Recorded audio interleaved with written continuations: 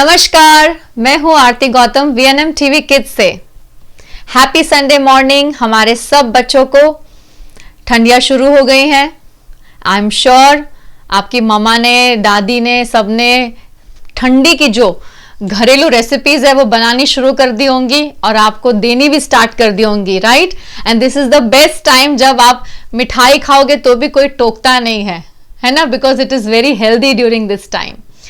तो अब ठंडी की जब बात कर रहे हैं हम, तब एक्सरसाइज और बॉडी इन्वॉल्वमेंट, कुछ ऐसी चीज़ें जहाँ पर हम हमारे कसरत को इन्वॉल्व करें, उसे बहुत इम्पोर्टेंस दिया जाता है।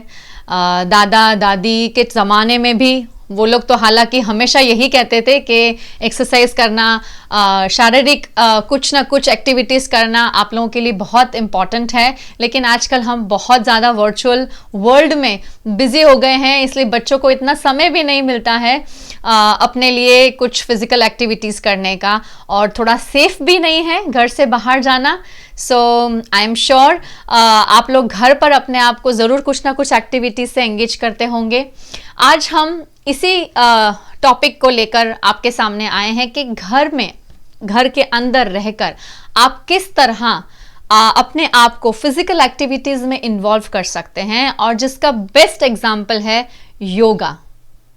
बहुत टूक समय में योगा ने इतनी इम्पोर्टेंस प्राप्त कर ली है आजकल के इस वर्ल्ड में। योग डेफिनेटली बहुत ही पुरानी एक्टिविटी है जो हमारे कल्चर में एक पार्ट रह चुकी है, लेकिन अब कुछ समय से इसकी इम्पोर्टेंस बहुत ज़्यादा देखने मिल रही है।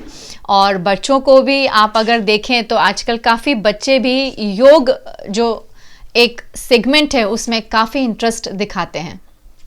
तो इसी टॉपिक पे चर्चा करने के लिए हमारे साथ आज जुड़ रही हैं बड़ौदा सिटी से ही मिस मीता शाह।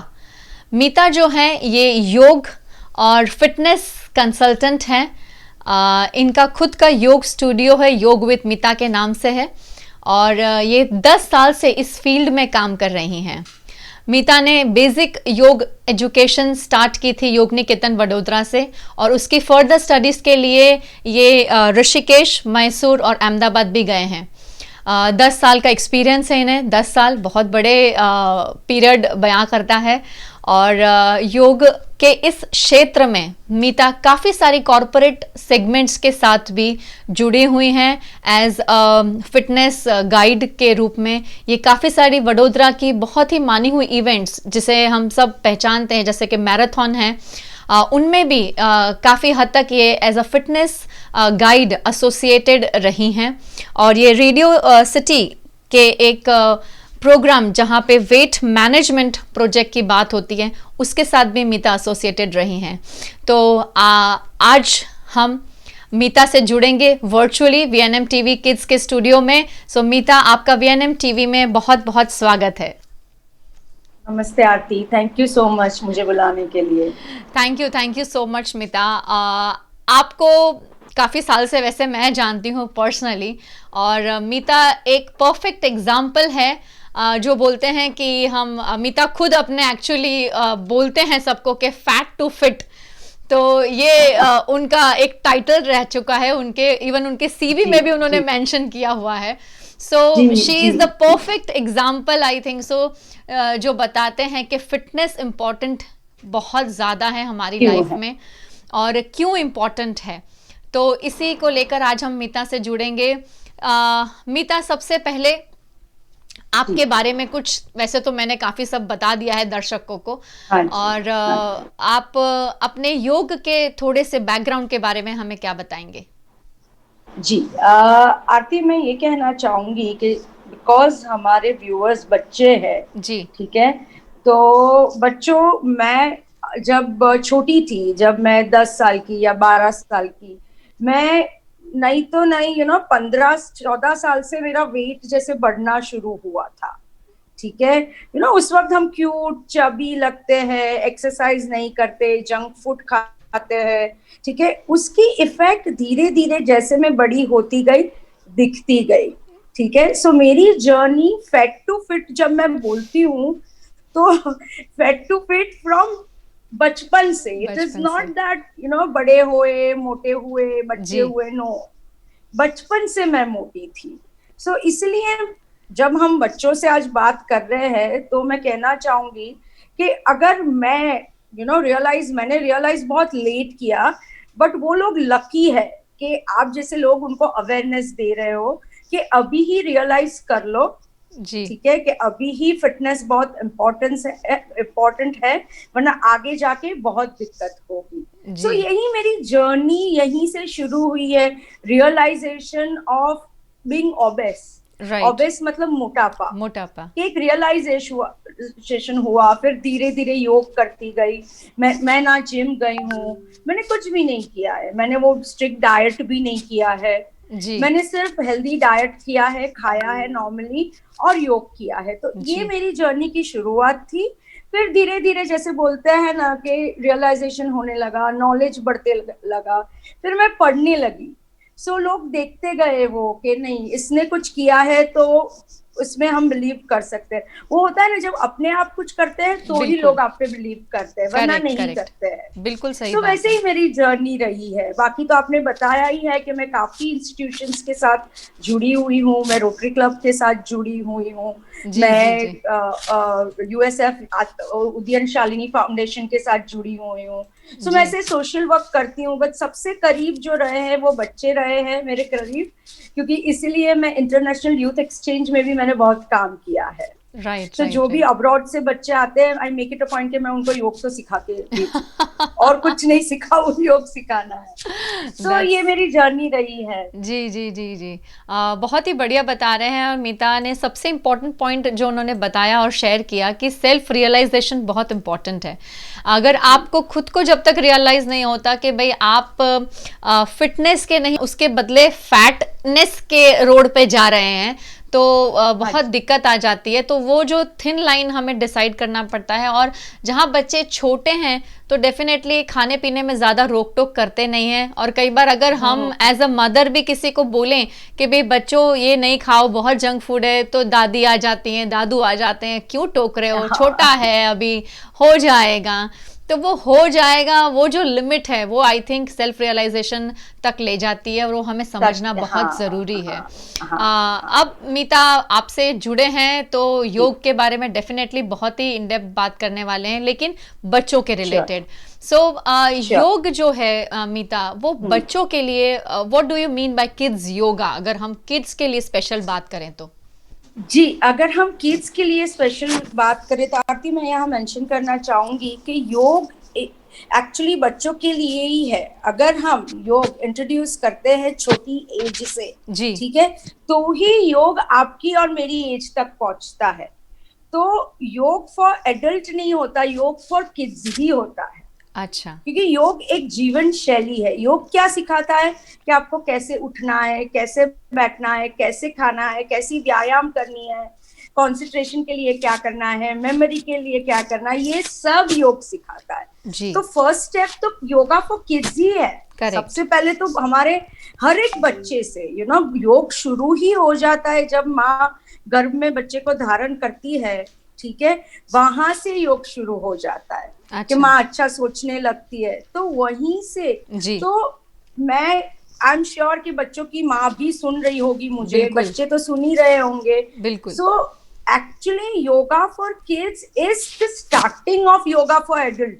जी, आप अभी से शुरू करो और आजीवन उसको लेके जाओ। जी। जब मैं योगा फॉर किड्स की बात करती हूँ तो इंट्रोडक्टरी टेक्निक्स होती है कि जिससे उनके मसल्स सफल हो, मसल स्ट्रांग हो, ऐसे आसना वो बच्चे करे। फिर ब्रीदिंग टेक्निक्स होती है, फिर मेडिटेटिव टेक्निक्स होती है। एक सिंपल मेडिटेटिव टेक्निक मैं आपको बताती हूँ कि अगर बच्चों को मेडिटेशन कराना है तो क्या कराना है। तो सिंपल क्या कराना है कि सुबह उनको ऐसी आदत के बच्चे अगर मुझे देख रहे हैं तो सिर्फ इतनी ही आदत डालनी है कि सुबह भगवान के सामने दिया जला दो जी। या अगर आप अल्लाह का नाम पढ़ते हो तो सुबह एक छोटी सी नमाज पढ़ लो जी। It is as good as doing meditation. जी। सो योगा फॉर किड्स मैं बोलूंगी it is the base of yoga. जी जी जी जी।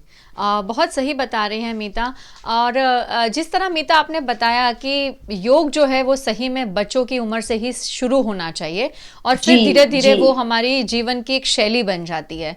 तो हाँ अगर जी हमें आजकल वैसे तो काफ़ी अवेयर्ड हैं पेरेंट्स, जैसे हम बाकी हाँ टॉपिक्स पे जी भी जब बात करते हैं तो काफ़ी अवेयरनेस है, पेरेंट्स भी आई थिंक लुक फॉरवर्ड करते हैं कि ऐसी एक्टिविटीज़ आजकल दी जाए जो बच्चों को मेडिटेशन के करीब लेके जाए, जो बच्चों के माइंड को रिलैक्स करे, क्योंकि बच्चे आजकल बिकॉज ऑफ गैजेट्स इतना ज़्यादा कई बार रेस्टलेस हो जाते हैं, क्रैंकी हो जाते हैं, तो समझ ही नहीं आता कि एनर्जी को कैसे चैनलाइज किया जाए।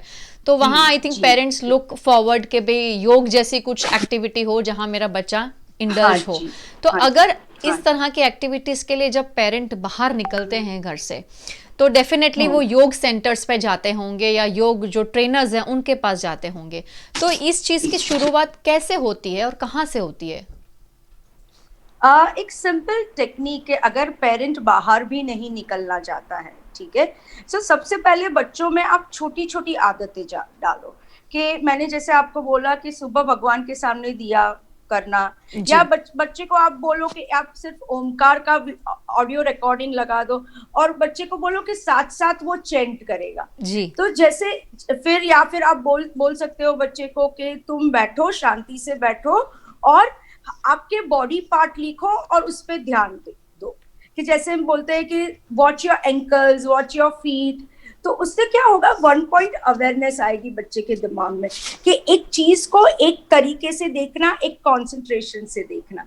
तो जैसे बच्चा वो देखता जाएगा ना तो उसमें फोकस बढ़ेगा। करेक्ट, आजकल प्रॉब्लम क्या है, फोकस नहीं है, बिल्कुल सही है ना। तो बॉडी पार्ट्स पे अवेयरनेस कर सकते हैं, ओमकार चेंटिंग कर सकते हैं। जी third very important is breath को उनको फॉलो करने को बोल सकते हैं। जी कि उनको बोल सकते हैं कि तू एक वॉकिंग में एक स्टेप ले, देख तूने इनहेल किया या एक्सेल किया, दूसरा स्टेप ले, देख तूने इनहेल किया या एक्सेल किया।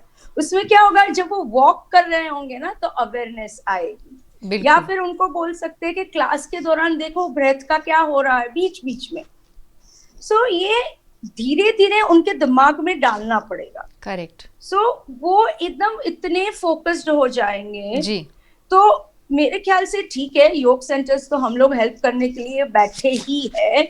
अगर कोई बच्चा मेरे पास आता है तो मोस्ट वेलकम है, किसी और के पास जाता है तो मोस्ट वेलकम है। पर मैं आरती यहाँ ये मेंशन करना चाहूंगी कि पेरेंट्स से बड़ा और इम्पोर्टेंट कोई गुरु नहीं है। बिल्कुल सही है, वेरी ट्रू। तो वो पेरेंट्स को ये छोटी छोटी टेक्निक्स, कि जैसे जिस कोई मंत्रा बच्चों को सिखाओ, तुम कितने सारे आजकल मैं देखती हूँ छोटे छोटे बच्चे गायत्री मंत्र कितना अच्छा बोल लेते अच्छा हैं। बोलते हैं, बिल्कुल। हाँ, तो यही तो सब योग है। क्या बच्चों को मंत्र सिखाओ, भगवान का नाम लेना सिखाओ, जप करना सिखाओ, ये बिल्कुल क्या है, ये योगी तो योग है। जी है ना। जी सिर्फ उल्टा नीचे होना योग नहीं है। राइट उनको वॉकिंग के लिए ले जाओ तो तब उनको सिखाओ कि ब्रीथ कैसे यूज होती है। तो ये सब पेरेंट्स अगर छोटी छोटी चीजें करने लगेंगे तो राइट मेरे ख्याल से अपना नेक्स्ट जनरेशन वंडरफुल होगा, बिल्कुल बिल्कुल, कोई बहुत प्रॉब्लम ही नहीं होगा। बहुत बहुत सही बता रहे हैं। और आई थिंक पेरेंट्स जो हैं वो ही सबसे इमीडिएट लोग हैं जिन्हें बच्चे इमिटेट भी करते हैं। तो आई थिंक अगर और पेरेंट्स टीचर्स, की खुद की रूटीन शैली में भी अगर योग जो है वो एक पार्ट है तो बच्चों के लिए ज़्यादा डिफिकल्ट नहीं है उसे एक्सेप्ट करना, हाँ जी हाँ है जी ना। हाँ जी, तो आई बिल्कुल थिंक वो नहीं, बिल्कुल बहुत नहीं। बहुत बढ़िया बता रहे हैं आप मीता। हाँ हाँ मीता, लेकिन एक इसमें एक टाइप का मिथ भी है, हाँ जी क्योंकि योग के लिए आपको बहुत ज़्यादा अपना कंसंट्रेशन रखना पड़ता है, या आपको एक जगह पे स्थिर बैठना पड़ता है, आपको ध्यान में रखना पड़ता है, या आपको जो भी योगा की एक्सरसाइजेस करनी है बैठ कर करनी है या स्ट्रेचेस करने हैं। तो कई पेरेंट्स को शायद बच्चों को इंटरेस्ट हो या ना हो वो अलग बात है, लेकिन कई पेरेंट्स उसको सोचते हैं कि यार ये तो बहुत ही बोरिंग एक्टिविटी है। तो and you know going to Zumba और गोइंग टू ऐसा कुछ क्लासेस में जाना कि जहाँ पे एनर्जी, यार मेरे बच्चा तो इसमें बोर हो जाएगा, तो ये बहुत इजीली डिफरेंशिएट कर लेते हैं पेरेंट। तो किस किस हद तक आपको लगता है कि ये डिफरेंशिएट करना सही है? मतलब कितना इम्पोर्टेंस है योग का बच्चों की लाइफ में, जो ये इतना इजीली पेरेंट्स डिफरेंशिएट करते हैं? हाँ जी प्लीज मीता। एग्जैक्टली पहले तो जुम्बा या किसी फॉर्म ऑफ फिजिकल एक्टिविटी योग से कंपेयर ही नहीं हो सकती, बिकॉज योग एक प्राचीन काल से आती हुई चीज है। बिल्कुल। अगर मैं बोलूं कि इफ यू कंपेयर 100 साल के गुरुजू को आप 1 साल के बच्चे से, वो पॉसिबल ही नहीं है, क्योंकि दैट 100 year old उसका एक्सपीरियंस है जी। सो ये दोनों चीज अगर पेरेंट्स कंपेयर कर रहे हैं एज अ फिजिकल लेवल तो भी नहीं करना चाहिए। मैं आपका एक सिंपल रीजन बोलती हूँ कि जब आप जुम्बा करते हो, ठीक है, या एरोबिक्स करते हैं, मैं भी करती आई हूँ, उसमें it's a wonderful physical activity, but जब मैं कंपैरिजन की बात कर रही हूँ यहाँ पे, तो जब हम जुम्बा करते हैं, एरोबिक्स करते हैं या कोई भी अलग अलग एक्टिविटी करते हैं, उससे क्या होता है ना कि अपने स्नायु, बोन्स, हार्ट बीट्स उस पर इफेक्ट करता है। पर जब आप योग करते हो ना आरती, तो आपकी ब्रीदिंग पे, आपकी मेंटल क्लैरिटी पे, जहां से अपना सिक्रीशंस होता है हार्मोन्स का, उस तक, सो योग आपके न्यूरल लेवल तक जाता है, मतलब अंदर तक जाता है, बोलते हैं ना टू योर सबकॉन्शियस माइंड। अच्छा जी। तो ये जो भी, जैसे मैं सिंपल ताड़ आसन भी करती हूँ ना, ठीक है, तो अगर मैं मेरे बच्चे को ताड़ आसन सिखाती हूँ तो मैं क्या सिखाती हूँ? स्ट्रेच करना सिर्फ नहीं सिखाती हूँ, मैं उसको ये भी सिखाती हूँ कि ताड़ मतलब पाम का ट्री, जैसे पाम का ट्री कोई भी वेदर में अडिंग खड़ा रहता है, वैसे आपको खड़ा रहना है। सो ये ताड़ा आसन है, राइट। या मैं मेरे बच्चे को धनुरासन सिखाती हूँ, वो ऐसे वाला पोज, ठीक है, बो एरो पोज। तो मैं मेरे बच्चे को क्या सिखाती हूँ कि जैसे बो एंड एरो है, जो एरो राइट टाइम पे छोड़ना होता है, वैसे ही सिचुएशन पे राइट रिस्पॉन्ड करना है। तो हर एक योग के आसन के साथ एक मैसेज जुड़ा हुआ है। तो आप देखना नाम भी ऐसे है, आप देखोगे नाम भी ऐसे, नेचर रिलेटेड है, एनिमल्स रिलेटेड है, प्लांट्स रिलेटेड है, बर्ड्स रिलेटेड है, तो वो क्वालिटीज लेनी होती है जी। सो वो फिजिकल एक्टिविटी सिर्फ फिजिकल एक्टिविटी नहीं रह के इवन मेंटल एक्टिविटी है। तो ये बेसिक डिफरेंस है। बहुत बहुत सही बता रहे हैं। और जो वैल्यू मिल रही है, आई थिंक वो एक एडिशनल चीज है, जो जैसे आपने बताया कि भी जो ताड़ासन है, कैसे स्ट्रांग और अडिग खड़े रहना है, तो ये मैसेजेस आई थिंक जो उसके साथ जा रहे हैं, तो बहुत इजीली बच्चा रिलेट कर सकता है। एंड एक बार किया हुआ है तो कभी भी ऐसी सिचुएशन आती है जहां ताड़ासन करने की जरूरत नहीं है, लेकिन वो वैल्यू याद आ जाती है कि अच्छा I have to stay strong in this situation.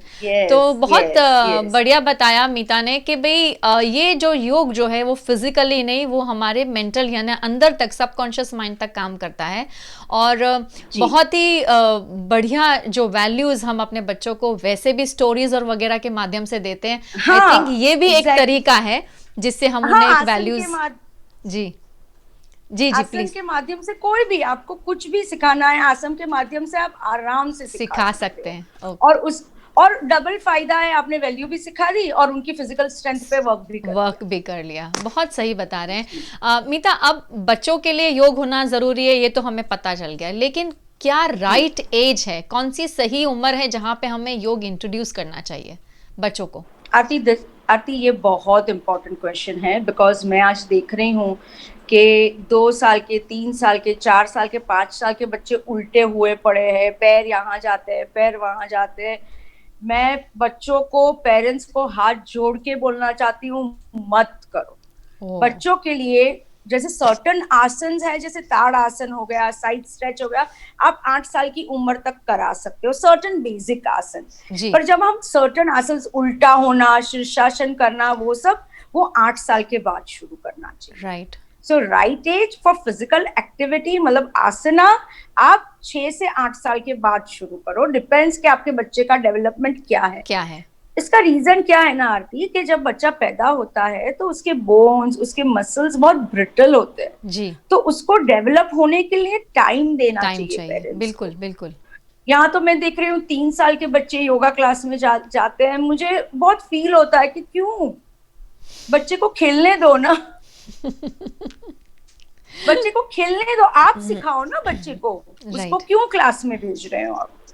Correct, क्योंकि वो उसको फायदा नहीं करेगा, आगे जाके प्रॉब्लम ही करेगा। जी, right age is 8 o'clock, sorry, right age is 8 years। 8 आप इयर्स, 8 साल से शुरू करोगे ना जी, तो परफेक्ट होगा। Right right. मतलब 8 साल से नीचे के जो बच्चे हैं उनके साथ हम बेसिक एक्सरसाइजेज जो हैं, जी जैसे कि आप जी, सिंपल, हल्का फुल्का। हाँ हाँ, वो हम कर सकते हैं, या ज़्यादातर हाँ जी, स्ट्रेचिंग स्ट्रेचिंग। एक्सरसाइजेज उनके साथ कर सकते हैं। जी लेकिन जो जी प्रॉपर जी, आसनास जो हैं वो 8 साल के हाँ, बाद के बच्चों के साथ आपको करने चाहिए। करना तो चाहिए। आई थिंक हाँ जो जी, ऑडियंस हाँ हमें जी। देख रही है, जो पेरेंट्स हमें देख रहे हैं, प्लीज़ टेक दिस मैसेज। और जब भी आप अपने बच्चों को ऐसी एक्टिविटीज़ में एंगेज करते हैं, I think the best part is कि आप वहाँ रुक कर एक बार देखिए कि कितना आपका बच्चा उससे कोप अप कर रहा है, और जो सिखा रहा है जी वो किस तरह जी सिखा रहा है। आई थिंक वो जी, बहुत इंपॉर्टेंट है, क्योंकि बहुत जब इम्पोर्टेंट तक है। आप खुद एज अ पेरेंट नहीं देखेंगे कि भाई आपके बच्चों को जो चीज़ सिखाई जा रही है वो उसके लिए पॉजिटिव हो रही है कि कहीं नेगेटिव इफेक्ट छोड़ रही है, वो बहुत एग्जैक्टली। ज़रूरी है। तो प्लीज़ जहाँ भी जाएं बच्चों के साथ एक बार please take a demo, take a ask for a demo. हाँ डेफिनेटली आप रिक्वेस्ट कर सकते हैं, कोई दे ना दे ये उनकी मर्जी है, लेकिन आई थिंक जो सही जिस इस चीज़ को, आई थिंक जो एथिक्स के साथ काम करते हैं वो कभी मना नहीं करेंगे, दे विल मना डेफिनेटली नहीं करेंगे, लुक फॉरवर्ड। एग्जैक्टली। क्योंकि पेरेंट्स को भी ये चीज़ समझना ज़रूरी है, क्योंकि सब जी, पेरेंट्स को सब इन्फॉर्मेशन हो ये ज़रूरी नहीं है मीता। आज हम भी ऐसे जरूरी हैं कि नहीं है, हमें भी सब चीज़ों की नॉलेज नहीं है, तो कुछ चीज़ें जब नहीं है। एक्सपर्ट से आ जाती हैं, कुछ चीज़ें जब उनसे समझते हैं तो उससे बहुत फर्क पड़ता है। आई एम और एक ऐड करना चाहूंगी आरती यहाँ पे, जी, कि डेमो तो चलो मान ही सकते हैं, बट आज के टाइम्स में एक बहुत इंपॉर्टेंट पॉइंट पेरेंट्स भूल जाते हैं। आप किसी भी ट्रेनर के पास बच्चे से भेजते हो ना, तो सबसे पहले उसका क्वालिफिकेशन का सर्टिफिकेट मांगो। जी, दिस इज वेरी इंपॉर्टेंट। मैं देख रही हूँ कि जुम्बा ट्रेनर्स जो अनक्वालिफाइड है, योगा ट्रेनर्स अनक्वालिफाइड है, एरोबिक्स ट्रेनर अनक्वालिफाइड है। अब जो क्वालिफाइड ही नहीं है उस फील्ड में, ऐसे लोगों के पास अपने बच्चे कैसे हम छोड़ सकते हैं? बिल्कुल बिल्कुल, तो ये बहुत इंपॉर्टेंट है। पेरेंट्स को बिल्कुल शर्माना नहीं चाहिए। जी मैं तो सामने से बोलती हूँ, मांगो मेरी डिग्री में, आस्क सर्टिफिकेट मांगो मेरा, तो ही तो जी, पता चलेगा ना कि कौन कितना पढ़ा हुआ है, किसने इन डेप्थ नॉलेज ली है। तो बिल्कुल ये एक पॉइंट बहुत इंपॉर्टेंट है। बिल्कुल बिल्कुल। मीता, अब जहाँ हम ये सारी बातें कर रहे हैं और करिकुलर एक्टिविटीज़ की बात करते हैं, हालांकि काफ़ी सारी स्कूल में भी एक्स्ट्रा करिकुलर एक्टिविटीज़ बच्चों को गेम्स में मिल जाती हैं, ड्रामा में मिलती है, डांस में मिलती है। किस हद तक आपको लगता है कि योग भी जो है वो स्कूल के करिकुलम का पार्ट होना चाहिए? 100%। मतलब if science is a part of school curriculum, if English is a part of school curriculum, yoga has to be a part of school curriculum, because it is life skills. Right, वो हम सब कुछ सिखा देते हैं, हम science सिखा देते हैं, पर साइंस का एप्लीकेशन नहीं सिखाते हैं। वो बिल्कुल, योग सिखाता है, वो राइट, मेंटल क्लैरिटी देता है। तो जैसे हर एक, और योग एज अ सीरियस सब्जेक्ट होना चाहिए। And I am happy that अब गवर्नमेंट उस दिशा में काम कर रही है, बिल्कुल कि बिल्कुल सही हमारा बात, एक सेपरेट डिपार्टमेंट है, आयुष डिपार्टमेंट है, it is working towards it, कि योग as a compulsory subject in every school. बहुत बहुत ऑप्शनल इम्पोर्टेंट है। सब्जेक्ट तो हो ही चुका है, जी, बट अब कंपल्सरी की तरफ से भी वर्क कर रही है। तो मेरे लिए तो आई फील कि हर एक बच्चे को नर्सरी से उसका थोड़ा थोड़ा डोज देना शुरू कर देना चाहिए। और ये बहुत सही है, क्योंकि जहाँ हम मेंटल बात करते हैं कि मेंटल डेवलपमेंट भी हो रहा है फिजिकल के साथ साथ, तो आई थिंक जहाँ पे हम मैथ, साइंस और इंग्लिश लैंग्वेजेस पढ़ाते हैं, तो क्यों ना योग पढ़ाया जाए। बिल्कुल सही है कि जी सिंपल जी, एक्सरसाइज से स्टार्ट की जाए, जैसे मीता ने बताया कि 8 साल तक तो हमें और हाँ भी जी, कुछ करना ही नहीं है, लेकिन बेसिक हाँ आसनास जो है वो क्यों ना इंट्रोड्यूस किए जाएं, और फिर वहां से हम बच्चों को एटलीस्ट ये पता चले कि भाई इसे भी, ये भी एक तरह का सब्जेक्ट है जिसे पढ़ना चाहिए, जिसे समझना चाहिए, या जिसे हम एक्सरसाइज जी कर सकते हैं। जी जी, काफ़ी सारे जो छोटे बच्चे जो प्री स्कूल्स या किंडरगार्टन में जाते हैं मीता, मैंने हाँ काफ़ी जी, लोगों को सुना है, पेरेंट्स को भी सुना है बात करते कि हमारे बच्चे जो हैं वो वहाँ पर योग सीख रहे हैं, जो बहुत अच्छी बात है, बहुत बढ़िया बात है। लेकिन योग सिखाने वाला जो है वो योगा ट्यूटर ही हो वो अच्छा रहे कि प्री स्कूल टीचर अगर उनको सिखा रही है तो वो अच्छा रहेगा? आपके हिसाब से कौन सही पर्सन है सिखाने वाला? जी, मेरे हिसाब से योगा टीचर हो तो बेहतर है जी। बट अब ऐसा भी हो सकता है कि अगर कोई स्कूल की टीचर है, अभी बहुत सारे गवर्नमेंट के प्रोग्राम्स चलते हैं जहाँ पे स्कूल के टीचर्स को ट्रेनिंग दी जाती है योग के बारे में। तो योग क्वालिफाइड स्कूल की टीचर भी चलती है। मेरा सिर्फ इतना मानना है आरती कि उनको इतना पता होना चाहिए कि योग एज अ फिलोसॉफी क्या है।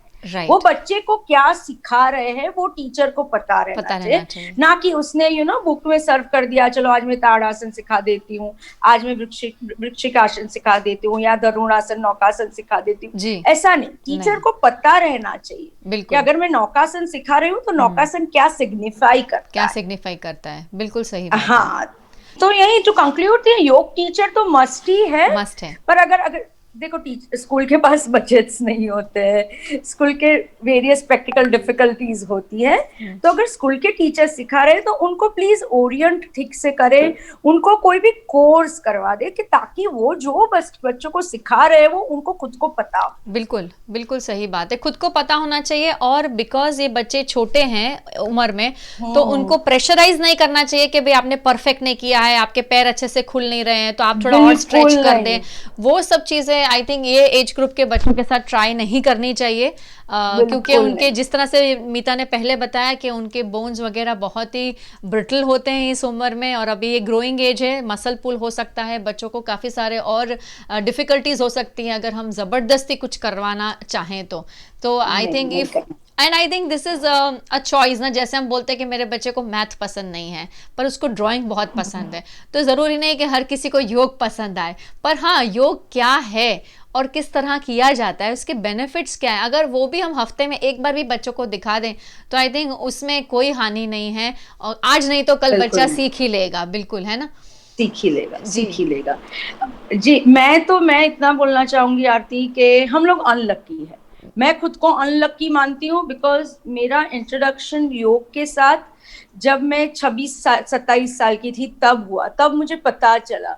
मैं रिग्रेट ये करती हूँ कि क्यों मैं बचपन से इसके बारे में अवेयर नहीं थी। अगर मैं 2 साल 3 साल 6 साल 7 साल की एज में अगर मैं अवेयर होती कि मुझे पता रहता कि योग क्या है, तो मुझे लगता है मेरी लाइफ कुछ डिफरेंट होती।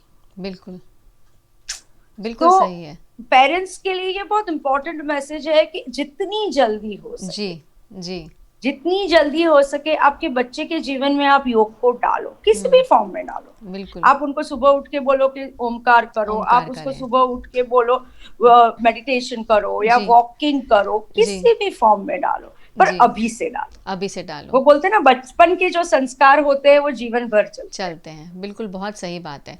अब अगर हम मीता इस समय की बात करें, जो हमारे कोविड पेंडेमिक की बात किया जाए, तो कोविड पेंडेमिक में दवाई वगैरह की तो जो भी हमें बताया है कि सोशल डिस्टेंसिंग करना है, हमें मास्क पहनना है, लेकिन इन सब के साथ साथ काफ़ी इम्पोर्टेंस ब्रीदिंग एक्सरसाइजेस को भी दी जाती हैं। तो अगर हमें ये ब्रीदिंग एक्सरसाइज बच्चों में इंट्रोड्यूस करनी है या बच्चों को समझानी है, तो वो हम कब कर सकते हैं और कैसे कर सकते हैं?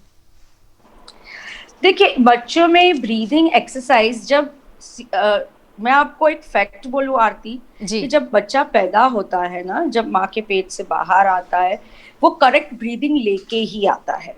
भगवान ने उसे हम सबको वैसे ही बनाया है कि ये तेरा करेक्ट ब्रीदिंग। आप देखोगे पेट ऊपर फूलता है, ऊपर जाता है, नीचे जाता है। बिल्कुल, right, that is deep breathing. तो बच्चा पहले से ही डीप ब्रीदिंग करता आया है। प्रॉब्लम क्या है ना, कि अब गलत चीजें उसको सिखाना शुरू कर देते सो बच्चा जब छोटा है उसको सिर्फ आपको अवेयर कराना है कि ये तेरा ब्रीदिंग है। राइट। सो आप अगर आप 2 साल के बच्चे को बोलोगे चल तू बैठ जा और तेरा ब्रेथ देख, तो नहीं करेगा। वो कैसे करेगा? तो 4 से 5 साल की उम्र जब बच्चा कुछ समझने लगता है, जब बच्चा बॉडी पार्ट्स जानने लगता है कि ये मेरा नोज है, ये मेरी आईज है, ये ईयर्स है, तब उनको स्टार्ट कराओ कि ये तो नोज है, पर नोज के अंदर देखो एक एयर जा रही है। तो बच्चे को रियलाइज होगा, ओ एयर जा रही है ना, wow see, you can make it interesting, कि यस एयर जा रही है। तो फिर बच्चे को बोलो कि डीप ब्रीदिंग करे,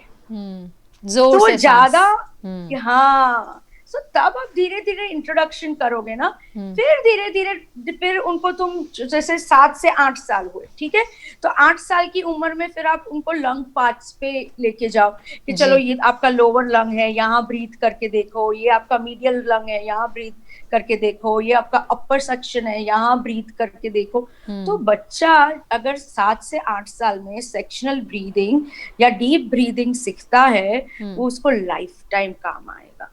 राइट। इनफैक्ट हम अब जब एडवांस आसन करते हैं ना, तो हम सेक्शनल ब्रीदिंग से ही वो करते हैं। अच्छा। अगर फिजिकल एक्टिविटी में भी अगर मुझे स्ट्रेंथ चाहिए, ऑल मैराथन रनर्स है, ऑल एथलीट्स है, वो ब्रीदिंग एक्सरसाइज करते करते करते ही है। बिल्कुल, because more oxygen more strength. Correct. तो आप 4 से 5 की एज में शुरू कर दीजिए। Right, right. भले आपको अनुलोम विलोम कराना कोई जरूरी नहीं है, आप सिर्फ लंग के बारे में अवेयरनेस कराओ, सेक्शनल ब्रीदिंग कराओ, इनफ है। राइट।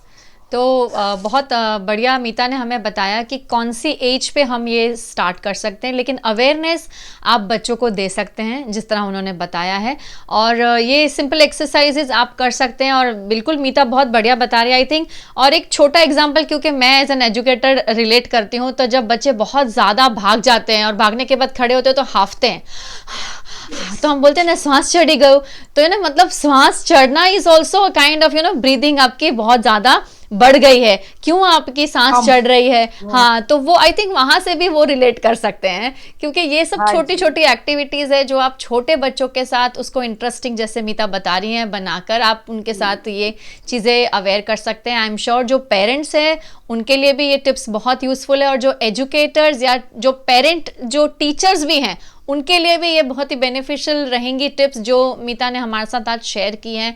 सो प्लीज़ उनको समझिए और उनको अपने बच्चों की जो रूटीन लाइफ है उसमें इंट्रोड्यूस करने का ट्राई कीजिए। मीता, जाते जाते आप क्या मैसेज देना चाहेंगे हमारे ऑडियंस को? आरती, मैसेज सिर्फ इतना देना चाहूंगी कि we are in a pandemic, हम सब एक महामारी से गुजर रहे हैं जी। तो आई वुड वॉन्ट के ये पेरेंट्स और बच्चों को खास, आजकल बच्चे गैजेट्स में इतने घुसे हुए हैं, उनको पेरेंट्स भी नहीं दिखता है, कुछ नहीं दिखता है। तो ये बच्चों के लिए मैसेज है कि बच्चे आप लोग थोड़ा गैजेट साइड पे रख के पेरेंट्स के साथ थोड़ा टाइम स्पेंड करें। पेरेंट्स जो सिखा रहे हैं, बोल रहे हैं, वो आपको लाइफ टाइम तक काम आएगा। Any parent is more than a Google. एक पेरेंट हमेशा एक स्टेप आगे जानता है गूगल सर्च से। जी जी, कि आपको गूगल से नॉलेज, इंफॉर्मेशन मिल जाएगी, नॉलेज आपको पेरेंट्स ही देख देंगे। बिल्कुल सही है। तो ये बच्चों के लिए टेक अवे मैसेज है कि पेरेंट्स के साथ टाइम स्पेंड करो, एंड पेरेंट्स के लिए भी वही टेक अवे मैसेज है कि थोड़ा अपने बच्चों के साथ टाइम स्पेंड करो। और अगर आप योग करोगे तो बच्चे भी करेंगे। बिल्कुल बिल्कुल, बहुत बढ़िया, एब्सोल्युटली ट्रू। बहुत ही सही बात बता रहे हैं मीता कि अगर हम अपनी डेली लाइफ में योग को इम्पोर्टेंस देते हैं तो डेफिनेटली बच्चे भी देंगे, लेकिन उसके लिए पेरेंट्स और बच्चों दोनों को गैजेट्स नीचे रखने हैं, साइड में रखने हैं, और एक दूसरे के साथ टाइम स्पेंड करना है। बहुत ही सही सोच के साथ हम ये सेशन एंड करेंगे। Meeta, thank you so much for joining in. Thank you so much. Thank you so much.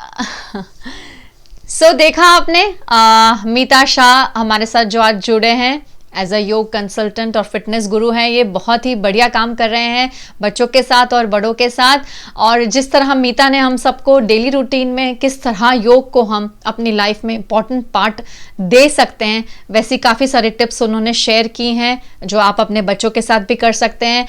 और अब क्योंकि थोड़े सालों से जो ये अवेयरनेस क्रिएट हुई है, हम योग को भी as an international day celebrate करने लग गए हैं, जो 21 जून को मनाया जाता है।